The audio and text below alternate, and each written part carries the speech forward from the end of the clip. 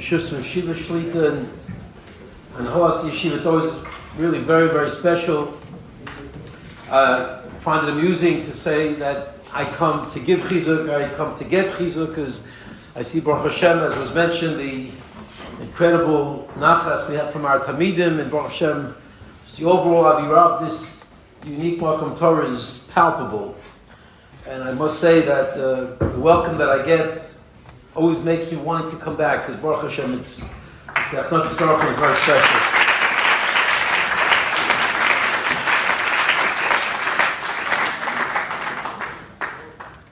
It's great to see the Yeshiva here, and Bez Hashem, we shall only have Gesund, and it's great to be from everywhere.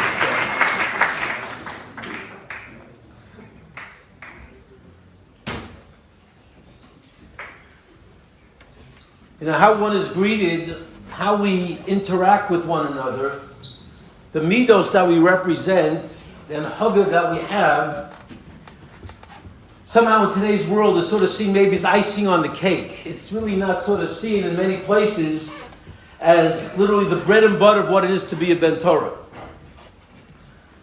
It's like midos and ice. It's not a new issue. This is an old issue. This is what compelled Rabbi Salanter Zatzal to start the Muslim movement, because he saw that Lamaisa you can have a lot of Torah, but if with that Torah there isn't a parallel development of Yemidos, if there isn't a sensitivity, Beroma Chavera, if there isn't that understanding that these things stand Barumah Shalaylam, then something is lacking.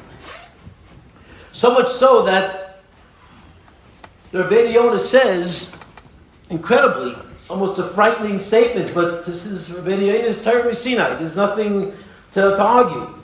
And towards the end of the third parak in Avos, Emein derech eretz en Torah, Ratzaloyma shetzorech tchila l'saken es atzmai b'midos.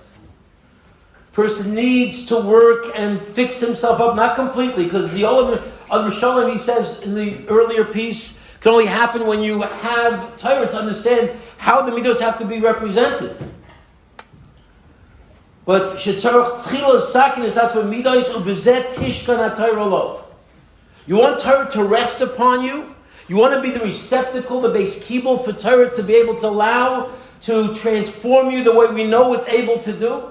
The incredible metamorphosis of what happened when you see an individual sometimes, and we see it. We see guys in LA, and what's going to be with this guy? Are we ever going to get nachas from this guy? And he goes there to Israel, and you see him a year later, and the 30-second, I call it the Shmor Esrei shuffle that we see a lot of teenagers do. They look around, everybody looking, back and forth. Okay, I can sit down now. No one's, just back. And then guys davening is 7, 8, 9 minutes Shmor Esrei. What happened to this guy? What happened? Torah happened. Torah happened because he came to Israel, and Avir to Israel mocked him, and he took all the craziness of LA. It doesn't have to be LA. It could be New York. It could be Chicago. It could be anywhere.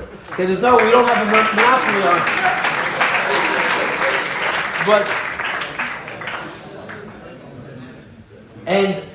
But Rabbi Sai, Rabbi Yonah is telling us, if you want to have that transformational process take hold within you, you want Torah to catapult you and elevate you to the level that it's capable of doing, you gotta let it work. There's a formula to make it happen. And that formula is that you should be masakin atzah miday. So there's a tishrein haTorah love. She'einenu shoichenes lo'olam. She'einenu shoichenes lo'olam beguf she'einu bal midas tovos. If you're a grub guy, you're not working on yourself, and you're ready to walk into a dorm at 2 o'clock in the morning and shake, rattle, and roll, and just everything just sits there. I just came. I gotta get ready. Okay, the fact that everybody else is sleeping, that's not my concern. Okay, I got my needs. I got my wants. I got what I got to do, and I don't care. Just, everybody, the world move to the side. I'm coming through. It's not going to happen. Einenu shochenes olam beguf she'einu b'midas tovos. Lo yisha yilmar haTorah v'akach kikach lo hamitzvos. Doesn't work the other way. I got to learn, and then I'll develop. And after all, eventually, no. Ki efshar. V'zeu ki inyan shnema nasa v'nishma And that's he learned Pshat, and it says it earlier, Nasa v'nishma. That's the Yisrael, what Klai Yisrael said first. We're going to make ourselves into the individuals that will allow us to learn Torah. That means the idea of working on oneself is something that has to happen as a prerequisite. And the Chavetz Chaim says, okay, so it's a prerequisite. It's a prerequisite. But it's very easy sometimes for a person to think, okay, then I'll find a mensch now. I've worked on myself. I'm a nice guy. Chas v'sholom will never wake up anybody in the dorm at 2 o'clock. I would never do that. So now let me move on to the big stuff. Let me move on to the important stuff. Let me work on the Ramban, the Rashba, the Masha, and Rabbi Kiveger. Let's move on to the big thing. Says the Chavetz Chaim, and he knew very well what it was to work on a Ramban. Okay, and a Rashba. He didn't leave that on the side, but he says Pshat in the Pasuk. He says in Parshas Eikev, it says 3 times V'alachta b'drachav. 3 times it says that Halicha b'drachav, which we know, of course, based on the Rambam, the Sefer Chinuch, that's the mitzvah of developing yourself. Mahu rachum afato rachum, mahu chanon afato chanon. How else do you follow HaKadosh Baruch Hu's ways? You can't follow HaKadosh Baruch Hu, you can't see him, you can't touch him, you can't feel him. So what do you mean follow in his ways? You follow in the midos of HaKadosh Baruch Hu, the chesed, the rachum, the chanon. So he says, what's going on? The 3 times it's mentioned in Parshas Eikev. First it's mentioned before Yira and Ava. V'alachta b'drachav, and I'm paraphrasing, but Talicha b'drachav in Yira Shemayim, Yira Hashem, v'avas Hashem. Later on in the Parsha, it's after Yira Hashem and before avas Hashem. The very end of the Parsha, you have Alicha b'drachav after Yira, after Ava, and before Dvekis, which we know is the ultimate madrega of a person's connection to HaKadosh Baruch Hu. So, what's going on here? Why 3 times, and why the juxtapositions? And the Chavetz Chaim says, because this nekuda. Because when you are talking about the concept of working on yourself, the concept of midos tovos, the concept of being mesakeh midos, it's not just a one-shot deal. It's a never-ending process. And a person can think, okay, I need it for your Shema, I need it for the fundamentals, but now that I have it, let me move on to bigger and better things. He says, no. You need it after Yira. You even need it after Ava. Shelves are far. I'm on the madrega of Avas Hashem. How high and how lofty is that madrega? So I still have to open Mesilas Yesharim. I still have to think about a Chovos Halevavos and Orchos Tzadikim and a Shaarei Tshuva. I have to work on these things. Come on, it's so geschmack, right? The Musa say they're on foot. I don't know about here, but very often, if you talk in the Welt, they say the least attended Seder is Musa Seder, because the Yetzer is so powerful, coming up with any excuse not to show up, because the Yetzer knows. That's the most powerful Seder. That's the part that's really going to get a person catapulted to that next level. That's why, incredibly, I heard an incredible meister of Chaim Friedland Zatzal. The great Mashgiach from Panovich went, he had a few weeks left to live. He went to Rav Shach and he asked him, my days are numbered, I'm very sick, I know I don't have a lot of time left. Rebbe, what should I focus on? What should I think about? You figure, you're imagining some deep Kabbalistic concepts that the Rav Shach's going to tell him, work on this and work on that. He says, pick a midah and see if you can get it a little bit better. A little bit more refined. This is what Rav Shach tells Chaim Friedlander at the end of his life. Because that's the power of making literally earthquakes in Shemayim. When we can advance ourselves at any point, and there's no point where we can be comfortable. That's why it's a famous gra. We've heard it before, but there's one expression that just so gets to me. On the pasuk in Mishlei Perek Dalet, Halzek b'musa al terev. He says, "Al echoizes es amusha sheschalta bo es chazik es asmechot al terev afilu fisha." Don't diminish from it. Al terev es atzmechot men amusar nitzrei koyma el adarabah. Taisif tamid gedorim u'mitzvos al amusar. Work on yourself constantly. Make more gedorim, more levels of implementation and concern and sensitivity. Why says the pasuk Hi chayecha? Listen to these words. This is by the Vilna Gaon. We have a slight understanding, very slight, because the man was in the celestial heights of godless. But listen to his words. It's mind-boggling. Ki chayecha, ki masha adam chai hu k'dei lishbor mashle shavar adheina oisa hamida. I'll say it again. Ki masha adam chai. Why are we living? Because k'dei lishbor mashle shavar adheina oisa hamida. I think that's exactly what was being told to work on, because that's why we're alive. And as long as we have a breath to take, that has to be in the forefront of our minds. And doesn't mean we're not working on Pshat and the Rashba. Doesn't mean we're not being medayik from a Shver Marsha what's going on in this Taisus. That's not. But it means that with all of the Haravanya Digia that we have in Torah, there has to be a parallel focus in becoming a better person, and it has to go hand in hand. That's why it's so critical. I mean, when guys come back and they're steiging away, and and we're not developed yet, we're not fully developed. They come back and come back for Pesach. Okay, Mommy, Tati, I'm back for Pesach. I've been hurrying 14 hours a day. I'm here to relax. Don't talk to me about cleaning the house. Don't talk to me about koshering the kitchen. No. Okay, I've done my time. I went to. You wouldn't say that if you went to Medrash Shmuel, but I'm hurrying away. This is my time to chill, to relax, to just, whatever. Get laid back and take it easy. And these parents are shocked.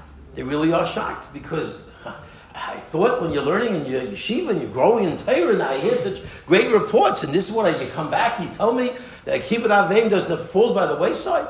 Derech Eretz, Hakaras HaToif, these things fall by the wayside. They're not fundamental. We know Hakaras HaToif, what a critical role it played in Moshe Rabbeinu's whole Mahus, his whole Metzius. These are midos. And he says like this, he says, L'chein tzarech tamil ischazek. We have to constantly be mischazek this area, because if we don't focus and work and keep it strong, it's so natural for it to start getting weaker. And we can chas v'shalom lose ourselves and say something we shouldn't say, or do something we shouldn't do. V'im lo yischazek, and these words that just blew me away. V'im lo yischazek ends the gra in this piece. Lomo lo chayim. Lomo lo chayim. What are you living for? What am I living for? Okay, this is the Vilna Gaon talk. What am I living for? Gra, what did you live for? What do you spend your waking of a night and day, 18, 20 hours a day? What did you are harving in Torah. So you can say, Lama L'chaim, if a guy's harving in Torah day and night, okay, so the midas are not so polished, okay, so he'll knock over 8 guys to run to the Sefer Torah, to kiss the Sefer Torah, a few guys, okay, whatever, Lama L'chaim? Why is he living? I'm living to steig away. The Gra is saying something very profound, Rabbi Say. He's saying, you need the Torah, of course, as well, because without the Torah, you can't be masakin yourself. Without the Torah, you don't even know how to masakin yourself. You need Torah, you need your Shemaim. That's why, incredible, my Rabbi's Rebbe said, Reb David Leibowitz Zatzal said about, we just read yesterday, 2 days ago, V'techayena ha'miyalus esel lakim, v'teren ha'miyalus esel lakim, v'techayena ha'yolodim. So, v'teren ha'miyalus.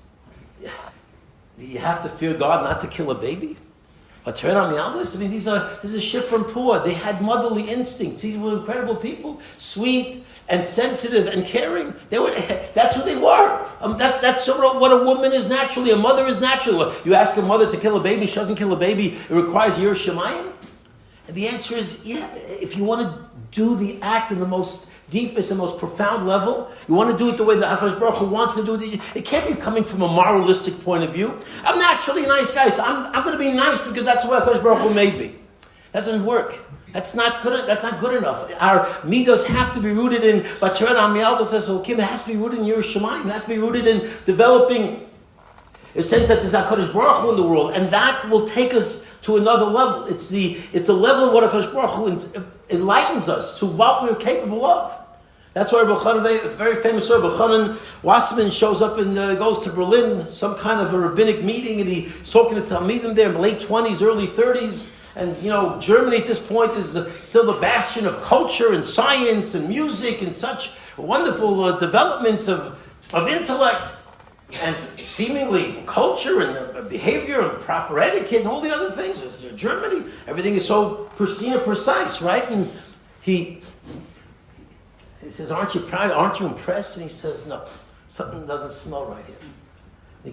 He said what Avrohom Avinu said when Avimelech said, why didn't you tell me that she was your wife? Well, how come you tell me she's your sister? And you put my whole country in jeopardy? Because Baruch Hu comes to me and says, I'm going to wipe you out in a second if you lay a finger on this lady? Why didn't you tell me the truth? And he says, Kirak ein yiras elokim mokum hazeh. Because there's no yiras elokim. If there's no yiras elokim, anything can happen. And that's what Rabbi Chanan shared, because even it might look real nice, it might look pristine, and everyone's got the, now it's, the English, the royal family is, now in the headlines, and I saw somebody explaining, the royalty, how you fold the napkin, all these, how you this and how you that. PlayStation, maybe it's nice to know how to fold a napkin. I'm not sure, but the point is, but if it's not rooted in Yiras Elokim, if all your etiquette and all your how do you put this and how do you put the fork with the knife and the ganze mamish along this, it's a goyness you have to spend over years and know exactly how the royal family maneuvers it every step. Maybe it's nice. I don't know. I'm not into the sugi. I really don't know. But I one thing I know: if it's not rooted in Yiras Elokim, it's going to fall. It's going to falter. It's going to find a way where there'll be something when it doesn't sit right with you and you need to maneuver in a different direction. You'll go there. Because you're not rooted in Yiras Elokim. It's not rooted in the sense of HaKadosh Baruch Hu runs a show. Which is why it's not enough that we're nice guys. Nice guys, nice. Okay, but you're born nice. So what do you want? You were born nice. You weren't born rough. And if a guy's born rough, then what else? He's a rotten guy. Then we have, the Rambam says, we have different tunas. We were born different with different midos. It doesn't matter who we have and what we are, and what we were given. Our job is to perfect it and develop it through Yiras Elokim. So it's an ongoing process. And if a person's not working on it, says the Gra, Lam Aleichem. And Rabbi says it goes one step further. So critical it is in terms of who we are, but it also, I think, to me, it's pretty clear. It's more than one. There are other rayas, I believe, of course, many rayas. But one Gemara, I think, really sort of highlights this concept that it literally gets back to the Torah that you learn. It's not just that it won't receive you. You won't be a base kibble for the Torah. As Rabbi Yonah says, it's not gonna rest upon you. But even if you have it, to the extent that you have it, to the extent that a person extends himself and is that Bal Midos and is that Bal Chesed on the higher level, to that extent, it affects even the intellectual prowess of a person's ability to delve the depths of Torah. There's an incredible Gemara mentioned twice in Shas between Rabbi Chanina and Rabbi Chia. And they're arguing about who the halacha should be. Says Rabbi Chanina to Rabbi Chia, he says, you're arguing with me? Do you know who I am? Sounds, again, there was no guy here, but he was trying to assert who the halacha should be. Says Rabbi Chanina, do you know who I am? Rabbi Chia says, you're going to tell me, right? Says, yeah. That was my little addition. Yeah, I'm going to tell you. So he says, I'm a person who, if the Torah would be forgotten, I have the ability to bring it back. That's who I am. So you're arguing with me? You don't think Klal Halacha should be like me? If I have that kind of mental prowess to be able to bring back the Torah, if it was Nishtachach Miklai Yisrael? Rabbi Chia, nice, I'm duly impressed. He says, but do you know who you're arguing with? Do you know who I am? You're going to tell me, right? Yes. He says, I do you one better. I make Torah not forgotten in the first place. What does that mean? What does he do? So Gemara goes through a whole big articulation of he traps a deer and he shechs the deer and he gives the Yisayim the food from the meat of the deer and he uses the skin to write the klaf, to have this one gracious, this one shmois, this one Vayikra, and he has a whole cooperative learning process going on where he teaches this town, and he teaches the kids here in this town, and he teaches the kids in a different town, and they chazer and they go over, and there's a whole complicated, beautiful system of education to make sure 11-year-olds no pshat chumash, no pshat and mishnayos. And I saw this Gemara and I said, what is going on with this Gemara? Well, it doesn't make any sense. Are they discussing who should win the Educator of the Year award? I mean, this is about who should pass in a Tifa Sugya, with Tifa Lumdis flying mamish in the depths of Shas. So Rabbi China says, I have the Lumdis to bring Kolatar Kula back with my own brain. Rabbi China says, I'm the Educator of the Year because I make sure 11-year-olds get chumash. And we pass like Reb Chia. Gadol Ma'asechim, we pass like Reb Chia. What's pshat? Rabbi said, this is the pshat. I believe, this is the pshat, because they both had great intellects.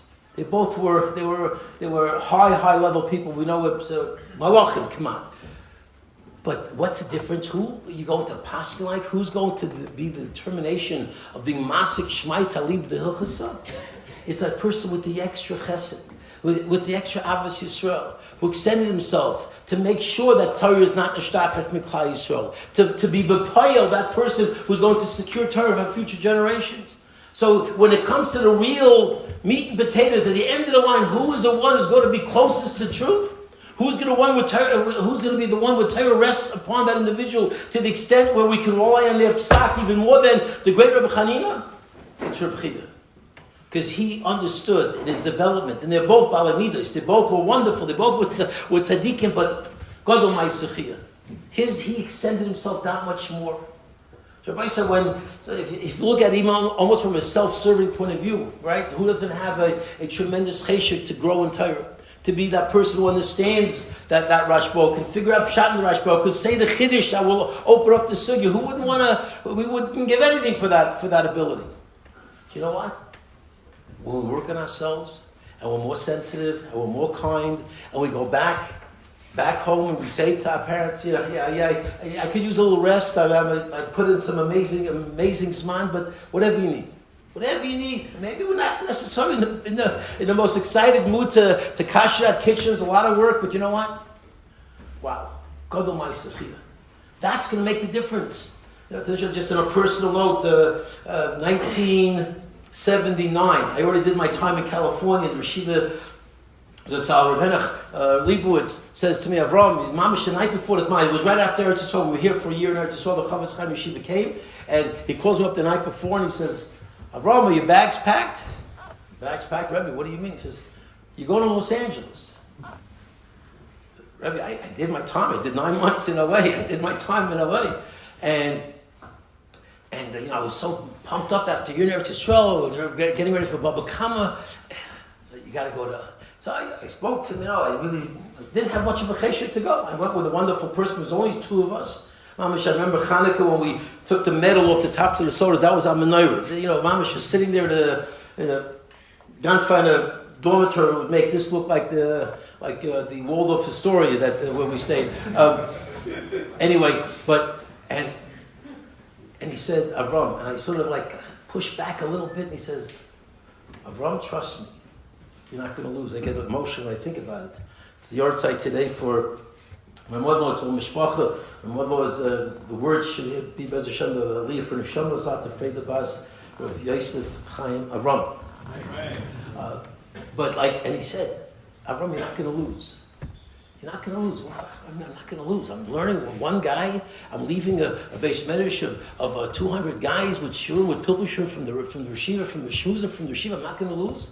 And he opened up my eyes to a fact that I feel today. I feel mamash I feel it's been a tremendous chus in my life. I've been in LA for these last 34 years or so, and it's no question in my mind that whatever siyata shmaya I've had being there, it's with that message and that concept.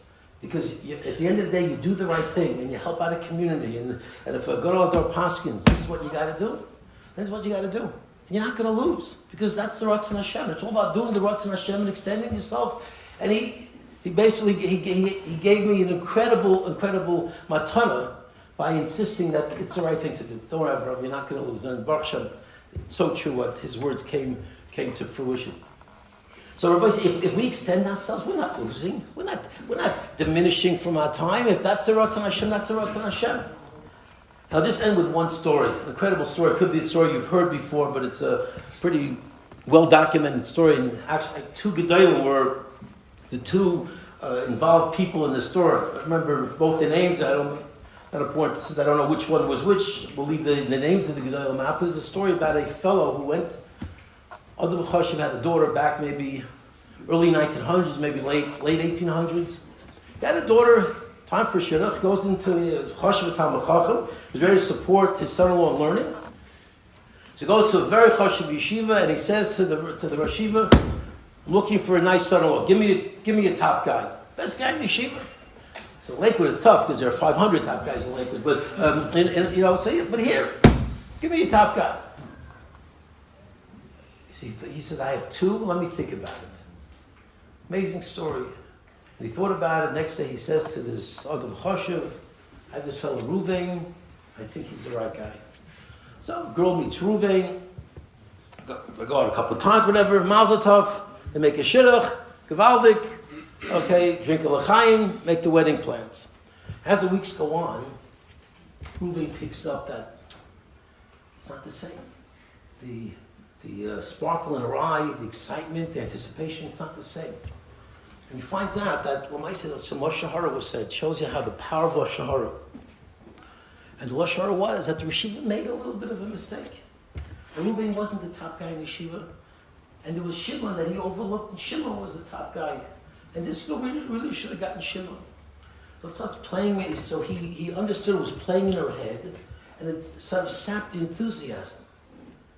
And Ruvain says to the colleague, he says, listen, I'm moichel you 100%, no tightness whatsoever.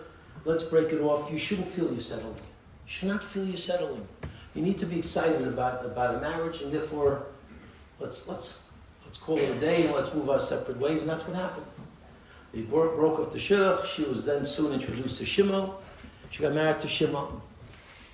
Life goes on. I believe Ruvain also got married 5, 6, 7 years later.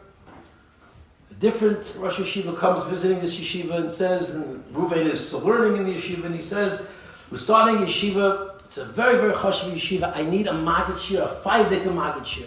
I need somebody who has everything that you need to impact Talmidim. This is mamish, it's a position that anybody would die for. Do you have somebody? He says, let me think about it, I think I do have the perfect guy for you. And sure enough, he says, Ruvain, this fellow Ruvain, I think you'll be very impressed. The Yeshiva calls in Ruvain, spends time with him. Lamdis, Bekiyas, Amkas, Midas, Hashkafa, you name it. Ruvain had it all. And he says, offers him the job. This is going to be mamish, shpitz, you're going to have incredible talmidim, to be able to say big chedushim. It's incredible opportunity. Ruvain says, let me think about it. Next day, he says, no. Appreciate the offer, but I'm not taking it. Not taking the offer. There isn't a Talmud around worth his weight who wouldn't jump at this. So his Rabbi from the Shiva who calls him in, he says, Ruvain, I don't get it. This is not shaykh. How could you turn this down? This is such an opportunity for you to become the person you need to be. He says, I'll tell you, Rabbi. He says, I can't. Why? He says, I broke off a shidduch with this girl because she thought she's marrying Shimon, the best guy in the yeshiva. If I take this position, this is a very, very prestigious, well-known situation. People are going to know and she's going to know. I can't be the one to give her a second thought 5, 6 years later, put her into her head that, maybe I made a mistake. Maybe Shimon wasn't the best guy. Maybe the original decision that I made was really the right one. I can't be the cause of that. It might chas v'sholom stare that shalom bayis. It might chas v'sholom put into her mind and affect her simchas achayim. And who knows? It can affect the marriage. I can't be the one to cause that agmas nefesh. Can't do it. Rabbi say these are thoughts that are they're elusive. I'm not saying this is a natural thought that we would automatically feel. But Rabbi said this comes from Torah. This comes from an understanding, and both Ruvain and Shimon ultimately became very, very chashuv. Yeshiva's world-class goyim. But that's what Torah sort of demands of us, to at least think in those terms. You have to be in the madriga to do something like that. It's not for everybody. But the point is to think in those terms and understand this is the Torah personality that we have to aspire to. This is something that Rabbi Yoina and the Gra and that the psukim in the Ekev are reminding us that this concept of halicha bedracha, the concept of tikkun amidos, the concept of gadol ma'asechia are part and parcel of what it is to be a gadol b'Yisrael, and what it is to be somebody who is trying to maximize the Torah that he's learning, the Avodas Hashem that he's trying to accomplish. So, Bez Hashem, you are very fortunate because Baruch Hashem, you're in a place that you have Rabbeim and you have an incredible Rosh Yeshiva who models that in every sense of the word.